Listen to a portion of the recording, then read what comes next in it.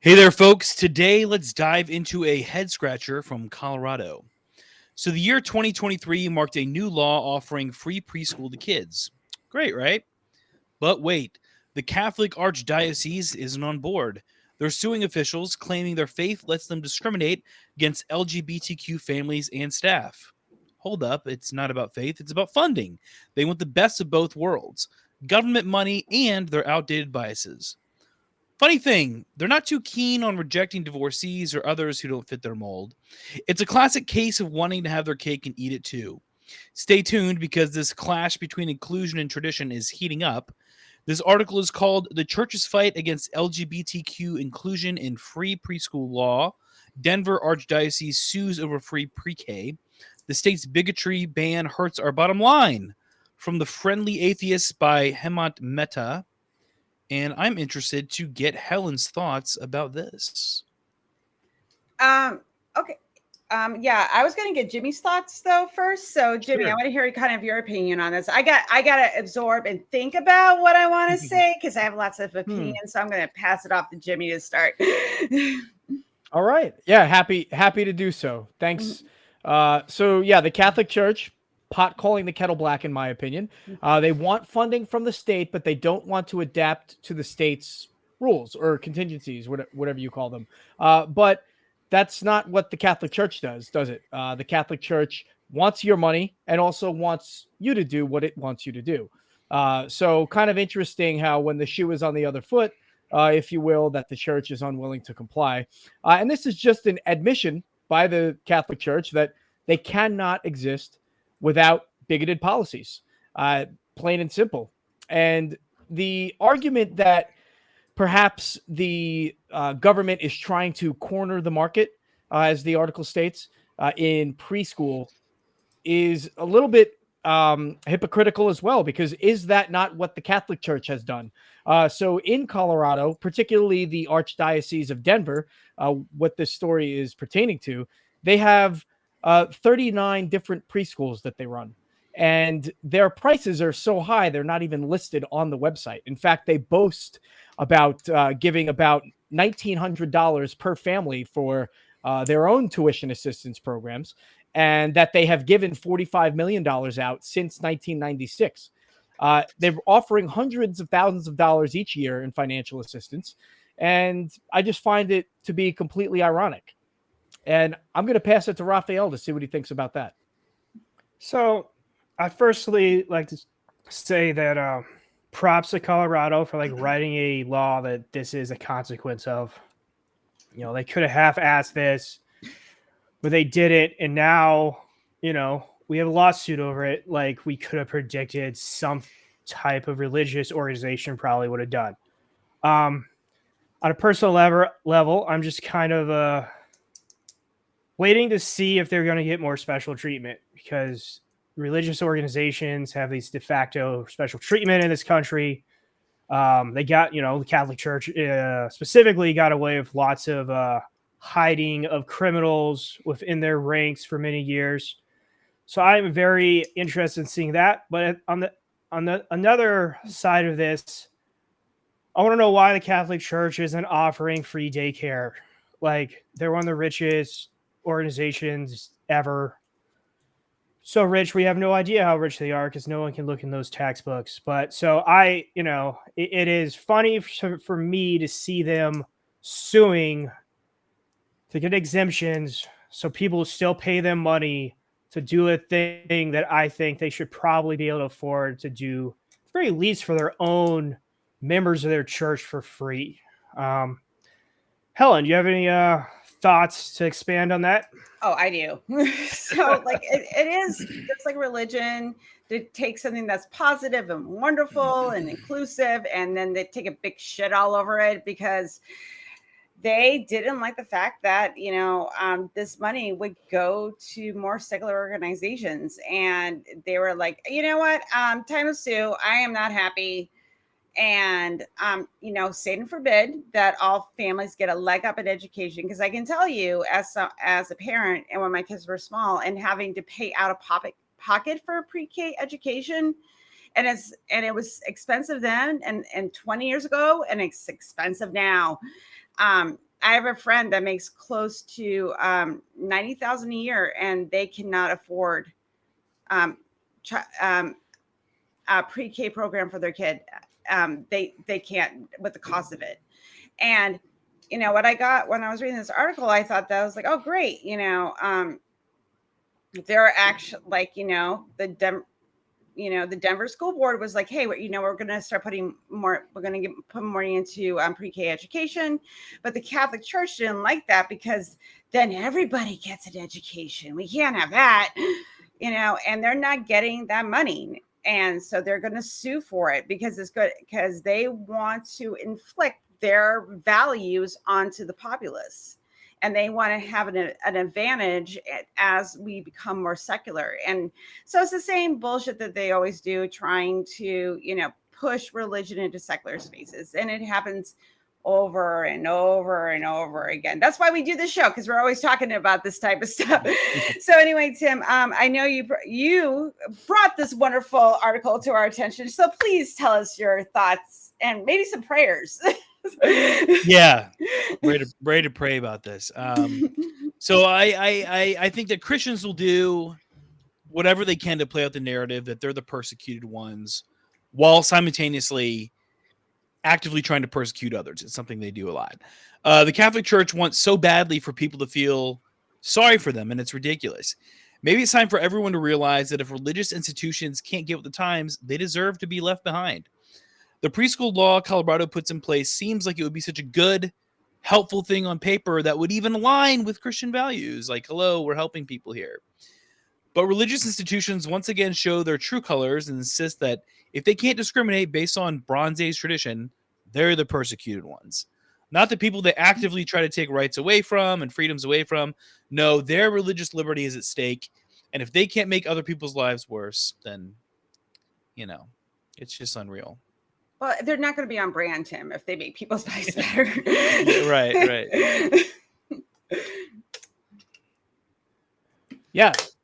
So, I mean, they're not making people's lives better. And I actually have a few statistics I want to share about this church. Well, first of all, their complaint that, this funding from the government is going to kind of pull or cause their rates to go up and pull people away is a little bit preposterous, because it's only saving about 15 hours a week for the average family.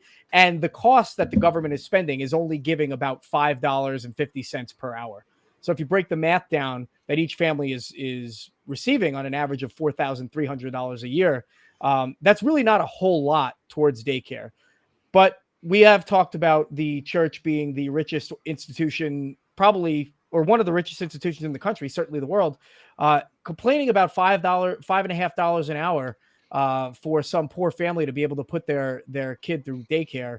It's a little bit preposterous. The other preposterous thing is that they are trying to phrase this or cage this dilemma that they are having with the state, or this beef they have with the state, as some kind of enrollment issue.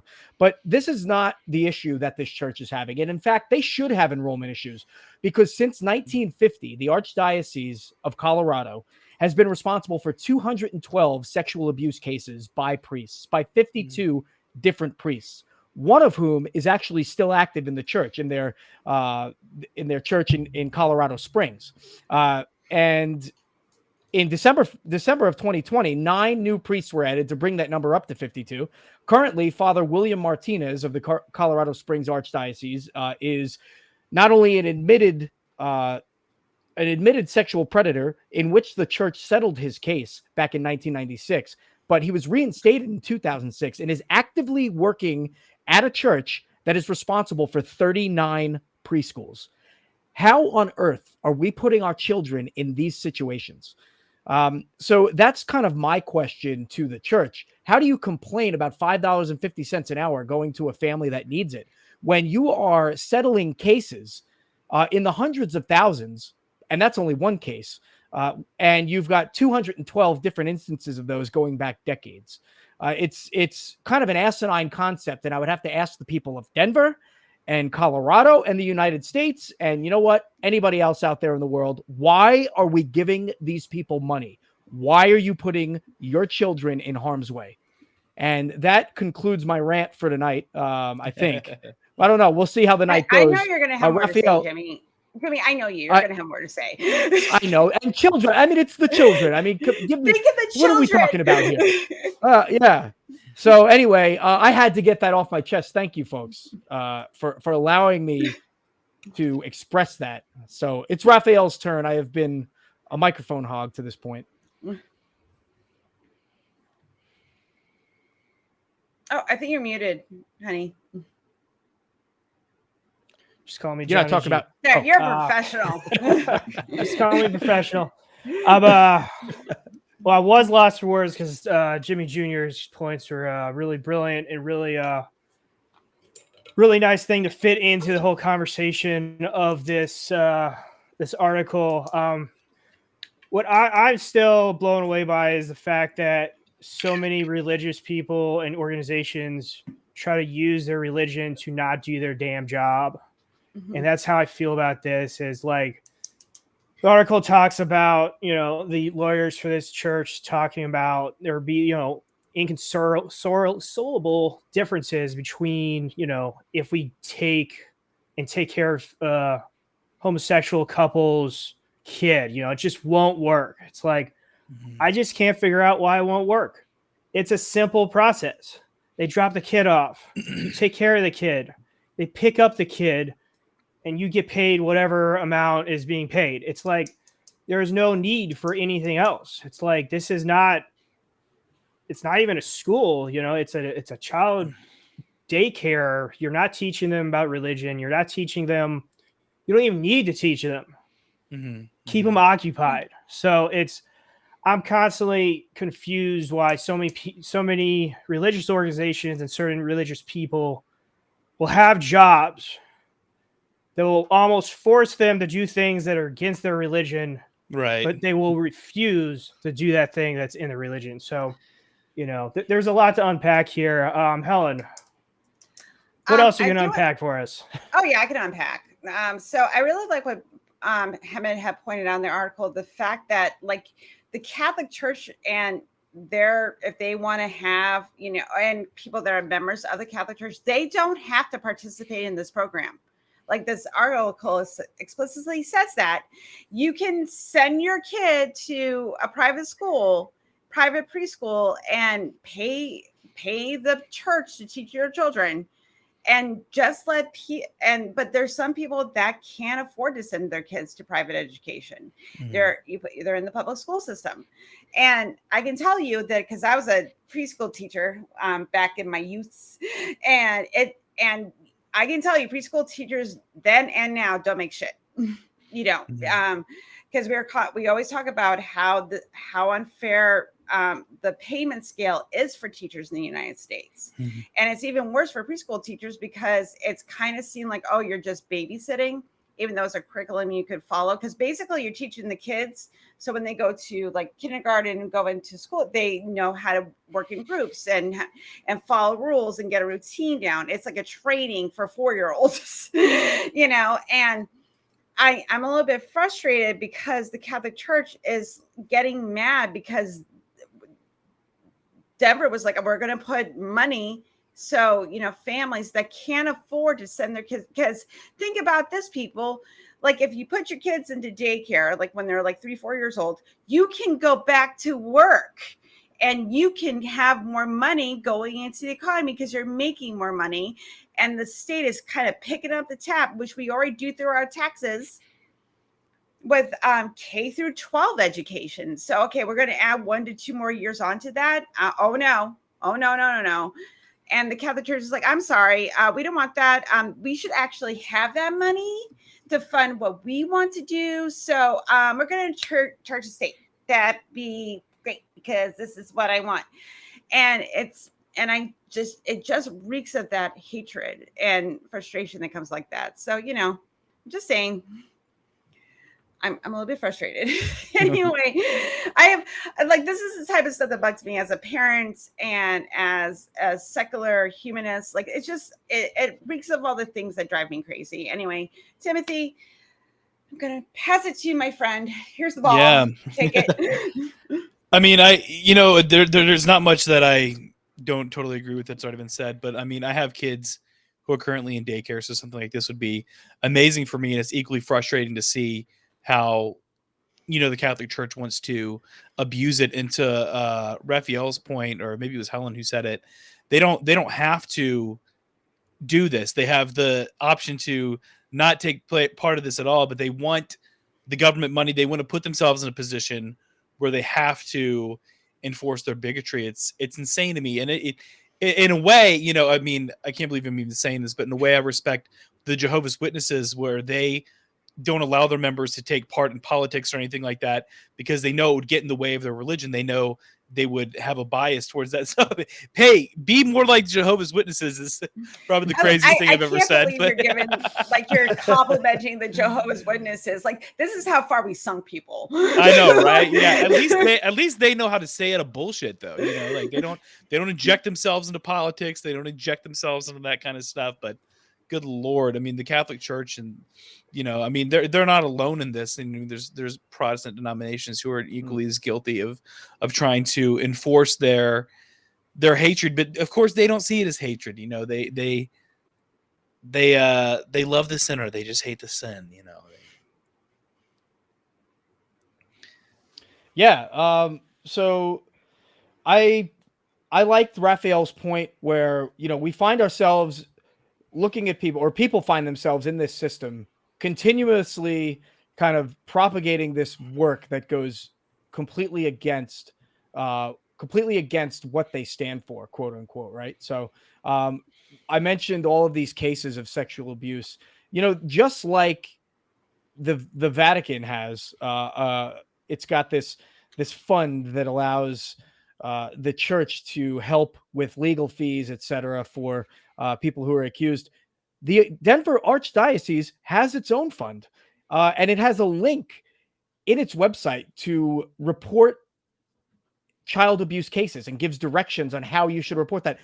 Why does this happen? Why does any church or preschool that has past child abuse cases keep getting to run and operate? And that's the special treatment that Raphael was talking about, because if a preschool near me, an everyday, public preschool or what have you, had one case, it would be closed down. Everybody would be fired. And so it's a little bit, preposterous that that we give this kind of, and I say we as a society, not we as, us on this panel for tonight, but we as a society just allow this to slide. And the same old bullshit just keeps happening and keeps happening. And, to Helen's point about the preschool teachers not making a lot of money, the Catholic Church, one of the richest institutions in the world, is going to bitch about $5.50 an hour for a family, right? And take that money. They're not going to pay their preschool teachers exorbitant salaries. They're going to keep that money. And that's money that could go to a preschool teacher that needs it, and can help them through their life, just the same way the parent who's dropping their child off to receive care can go about their day. So I hope the judge and the court laugh at this one and just call it an easy case closed in favor of we can hope. Yeah, right. And by the way, Tim, I think the Jehovah's Witnesses are still kind of knee deep in bullshit. Oh no, maybe just absolutely. I mean, don't get me wrong. I just wish other denominations stayed out of politics like they do. Yeah, for real. Raphael. So I was sitting here listening to you talk about the legal fund this diocese has, and what clearly they're using that for. And all I can think of is, wouldn't it be great if they could use that for something that was, none of that, none of the legality problems were there. So one, they were doing something good back then. They could use all of that money for something good, But instead, it is being squandered away. I don't want to say squandered. Those people deserve to get the money at what they're owed for being abused.